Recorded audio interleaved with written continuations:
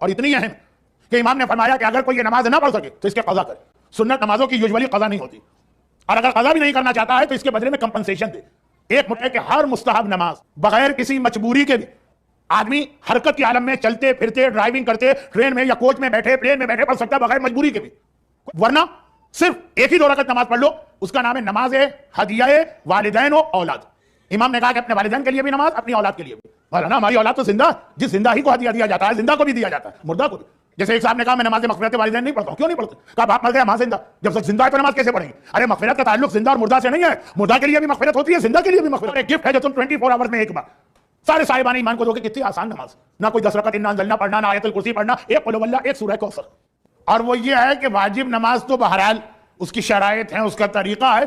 सुन्नत और मुस्तहब नमाज जिनका सवाब बहुत ज्यादा, बल्कि जो रोजाना की नमाजें हमारे कैलेंडर में आजादारी के हवाले से अहम तरीन दिन है आशूरा, और सेकंड मोस्ट इंपॉर्टेंट दिन है अरबईन, क्योंकि वो हदीस इतनी पढ़ी जाती जिसमें उस इमाम ने जो आखिरी इमाम था, यानी आंखों के सामने 12वां तो पहले दिन से ही गैबत में जो आखिरी इमाम था जाहिरी, जिसकी एक जिम्मेदारी थी, ये जुमला पूरा एक अशरा है, उस 11वें इमाम की जिम्मेदारी थी कि गैबत में जितने मसले पेश आ सकते हैं ज़ुहूर इमाम तक, उन सब को सॉल्व करके जाए। हम गैबत बता रहे हैं कि बहुत सारे लोग अपने आप को मोमिन कहेंगे, पता कैसे चले ये मोमिन है कि नहीं?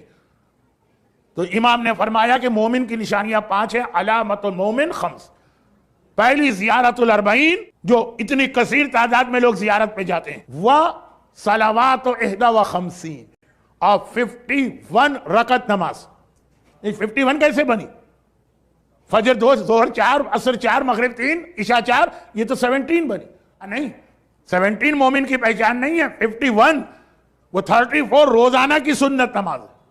उसके अलावा तो बहुत सारी सुन्नत नमाजें। एक कल आपने सुनी थी नमाज जाफर तैयार, एक परसों आपने सुनी थी नमाज मग़फ़िरत वालिदैन, बहुत सुन्नत नमाजें। नमाज वहशत की भी ये सुन्नत नमाजें, मगर दिन और रात की 34 रकत नमाज। और इतनी अहम कि इमाम ने फरमाया कि अगर कोई ये नमाज ना पढ़ सके तो इसके कज़ा करे। सुन्नत नमाजों की यूजुअली कज़ा नहीं होती, और अगर कज़ा भी नहीं करना चाहता है तो इसके बदले में कंपनसेशन दे। एक मुट्ठी गंदुम दिन की नमाजें, एक मुट्ठी गंदुम रात की नमाज। मगर ये इतनी अहम नमाजें, अगर सुन्नत नमाज का मसला एक वाज़े हो जाए तो ये आप चलते फिरते पढ़ सकते हैं। और वो मसला ये है कि हर मुस्तहब नमाज बगैर किसी मजबूरी के भी, आदमी हरकत के आलम में चलते फिरते, ड्राइविंग करते, ट्रेन में या कोच में बैठे, प्लेन में बैठे पढ़ सकता है बगैर मजबूरी के भी। कोई मजबूरी नहीं, आराम से घर जाके या मस्जिद आके पढ़ सकते हैं। फिर भी नहीं, गाड़ी में पढ़िए, कोई हरज नहीं। वुजू होना चाहिए, किसी से बात ना करें, किबला किबला माफ है। अगर आप ठहर के रुक के कहीं पढ़ेंगे तो किबला, और अगर चलते फिरते पढ़ रहे हैं तो किबले की जरूरत नहीं। रुकू थोड़ा सा सर झुका दी, सिजदा जरा ज्यादा सर झुका दी। बड़े आराम से, जिनकी 30 मिनट की ड्राइव होती है सुबह अपने काम के लिए, वो नमाज शब की कज़ा पढ़ सकते हैं जाते और आते वक्त। वो ज़ोहर और असर के नाफिले की कज़ा पढ़ सकते हैं। अव्वल तो कई नमाजें अदा भी मिल जाएंगी और कज़ा, लेकिन ये बाकी सुन्नत नमाजें भी बैठे बिठाए सवाब मिल रहा है। कई लोग तो ऐसे भी हैं, कहते हैं मौलाना ये टाइम पास नहीं होता, ये तो जरा आईपैड और आईफोन ने मसला थोड़ा सा आसान कर दिया, अब टाइम पास हो जाता है। लेकिन पहले थे 45 मिनट रोज आना जाना है, 45 आना है, टाइम पास नहीं होता है, कैसे गुजारे? मजबूरन मौलाना हम जहर का प्याला पी लेते हैं टाइम तो पास हो। मैंने कहा क्या जहर का प्याला पी लेते हैं? कहा आपकी मजलिस सुन लेते हैं। तो खुलासा यह है कि टाइम पास करना, ये 45 मिनट जाना, 45 मिनट आना, चलो और कुछ ना सही, इनकी मजलिस लगा लो, बहुत बुरी है, बहुत खराब है, हर वक्त डांटते रहते हैं, हम ही को बुरा कहते हैं, लेकिन टाइम पास करना। सुन्नत नमाज 45 मिनट ना पढ़े, 5 मिनट पढ़ ले। एक बात आखिरी सुन लीजिए, इस्लाम में मिनिमम ये रिक्वायरमेंट है कि आदमी अपने वालिदैन को शब जुमा याद करे, 2 रकत नमाज मग़फ़िरत। मगर वैसे रिकमेंड है कि रोजाना अपने तमाम मरहुमीन को याद करो, और 2 रकत नमाज दिन में पढ़ो, 2 रकत रात में। वरना सिर्फ एक ही 2 रकत नमाज पढ़ लो, उसका नाम है नमाज हदिया वालिदैन व औलाद। इमाम ने कहा कि अपने वालिदैन के लिए भी नमाज, अपनी औलाद के लिए भी। मौलाना हमारी औलाद तो जिंदा है, जिस जिंदा ही को हदिया दिया जाता है, जिंदा को भी दिया जाता है, मुर्दा को भी। जैसे एक साहब ने कहा मैं नमाज मगफिरत वालिदैन नहीं पढ़ता हूं। क्यों नहीं पढ़ते? कहा बाप मर गया, मां जिंदा, जब तक जिंदा है तो नमाज कैसे पढ़ेंगे? अरे मगफिरत का ताल्लुक जिंदा और मुर्दा से नहीं है। मुर्दा के लिए भी मगफिरत होती है, जिंदा के लिए भी मगफिरत होती है। हदिया, और कितनी सिंपल नमाज है। अलहम्द के बाद पहली रकत में कुल हुवल्लाह 1 टाइम, अलहम्द के बाद इन्ना अतैना कल कौसर का सूरा दूसरी रकत में 1 टाइम। छठे इमाम तो रोजाना दिन के वक्त की 2 रकत नमाज पढ़ते थे, हदिया वालिदैन, और रात को ये नमाज पढ़ते थे, हदिया औलाद। किसी ने कहा कि मौला इसमें हम औरों को मिला सकते हैं? कि सारे मोमिनों को मिला दो। ये तोहफा और एक गिफ्ट है जो तुम 24 आवर्स में एक बार सारे साहिबाने ईमान को दोगे। कितनी आसान नमाज, ना कोई 10 रकत इन्ना अंज़लना पढ़ना, ना आयतुल कुर्सी पढ़ना, एक कुल हुवल्लाह, एक सूरह कौसर। बड़े आराम से आप घर से निकल के गाड़ी में बैठ के ही पढ़ सकते हैं, मगर मसला मालूम। फिर खास तौर पर मैं हज और उम्रे में अपने साथियों को बताता हूं, और जो करबला, नजफ से करबला पैदल जा रहे हैं, खाने काबा का तवाफ होता है ना हज में, तवाफ के दरमियान सुन्नत नमाज आप पढ़ लीजिए। एक इबादत में 2 का सवाब मिलेगा। नमाज शब पढ़ रहे हैं या नाफिले मगरिब पढ़ रहे हैं या नाफिले ज़ोहर, तवाफ भी हो रहा है क्योंकि अब चल रहे हैं। इसी तरह सही सफा मरवा के साथ चक्कर, ये सारी चीजें वो हैं कि जो हर आदमी करेगा। सही में और तवाफ में आदमी इबादत करना चाहता है, नॉलेज नहीं है तो उसको नहीं पता कि कितनी अहम अहम इबादतें मैं कर सकता हूं।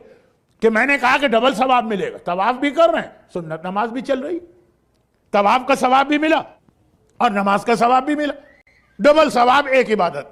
तवाफ तो करना ही था, लेकिन अब अपनी अक्ल लड़ाएंगे तो लोग खुद से एक मसाला बनाते हैं, वो गलत तो नहीं, लेकिन वो सवाब कम करता। अब जो लोग वाजिब नमाजें पढ़ते हैं या तवाफ में नहीं, सहन में जाके नमाज पढ़ते हैं, नमाज के दरमियान मसलन मगरिब की नमाज पढ़ रहे हैं या नमाज शब पढ़ रहे हैं, काबे को देखते हैं, मौलाना एक नमाज में डबल सवाब मिल रहा, काबे का भी सवाब, नमाज का भी। गलत। नमाज का मसला है कि दौरान नमाज आपकी निगाह सजदेगाह पर हो, नमाज बातिल नहीं होती है, नमाज टूटती नहीं है, सवाब कम हो जाता। यह मसला मक्के में भी रहेगा, वहां भी नमाज अगर आप रुक के पढ़ रहे हैं, ठहर के पढ़ रहे हैं, तो वहां पे वही मसला है कि सजदेगाह को देखिए, काबे को ना देखिए। हराम नहीं है, गुनाह नहीं है, नमाज गलत नहीं है, सवाब कम हो रहा। जैसे अपने शहर में अगर आप नमाज पढ़े, सामने कुरान लिखा हो, कुरान को देखना कितना सवाब है, लेकिन हालत नमाज में खुला हुआ कुरान मकरूह, सवाब कम हो जाता। हालत नमाज में काबा, हालत नमाज में कुरान मकरूह, वरना काबे और कुरान को देखने का कितना सवाब। बल्कि रिवायतों में 3 ही चीजें तो ऐसी हैं जिनको देखने का खुसूसी सवाब बताया गया। अन-नज़रो इला बैतिल्लाह इबादा, अल्लाह के घर को देखना इबादत। अन-नज़रो इला किताबिल्लाह इबादा, अल्लाह की किताब को देखना इबादत। अन-नज़रो इला वजह अली इबादा, अली के चेहरे को देखना इबादत। और क्यों ना हो, ये तीनों चीजों पे नूर खुदा बरसता। काबे पे नूर खुदा बरसा, बैतुल्लाह बन गया। कुरान पे नूर खुदा बरसा, किताबुल्लाह बन गया। अली के चेहरे पे नूर खुदा बरसा, वजुल्लाह बन गया। खुदा मालूम आज तक मेरी समझ में नहीं आया कि ये दाढ़ी का कितना वजन है, आदमी के चेहरे की खाल लटक रही है कि जबड़ा टूट रहा है कि बोझ से मरा जा रहा। क्या इसके अंदर हाथी घोड़े लगते हैं कि क्या इसमें कुर्बानी देना पड़ती है? मौलाना दाढ़ी रख लेंगे, दिखाइए कुरान में कहां है। और मैं कहता हूं है कुरान में, अलबत्ता कुरान सामित में नहीं है, कुरान नातिक में। कुरान नातिक के 13 पारे देख लो, सबके यहां तुमको दाढ़ी नजर आएगी। लेकिन कितना बड़ा ये गुनाह। कभी कभार तो दिल चाहता है कि दाढ़ी एक दफा खुद भी मुंडवा लो, देखो इसके में मिलता क्या। लोग शराब के बहुत फायदे बताते हैं, दिल चाहते हैं एक दफा पी लो, पता तो चले, एक ही दफा खा लो टेस्टिंग के लिए। जैसे हमारे यहाँ पाकिस्तान में और शायद आपके इंडिया में भी, लेकिन इंडिया में नहीं, हमारे यहाँ फिल्म सेंसर बोर्ड बैठता जो फिल्में देखता है कि कोई वल्गर सीन ना हो। जहां वल्गर सीन आता है तो दोबारा रिपीट करना, जरा गौर से देखेंगे, इसके बाद कट करेंगे। अच्छा एक मरतबा और जरा दिखाना कि ये क्या है। पूरी कमेटी बैठी है सेंसर बोर्ड के, वही सीन रिपीट हो रहा है। भाई हमारा तो काम यही है, देखेंगे नहीं तो कट कैसे करेंगे। तो कभी गाना, शराब, मगर दाढ़ी क्या इसमें मिल जाता है, ये आज तक मेरी समझ में नहीं आया कि सारे आर्गुमेंट यहां आके खत्म हो जाए। ये सारा मसला है लैक ऑफ नॉलेज का। ऐसा नहीं है कि ये आदमी अल्लाह से या रसूल से या कुरान से जंग करना चाहता, इसलिए ये गुनाह नहीं कर रहा, नॉलेज नहीं, समझ रहा है कि ये इतना अहम नहीं।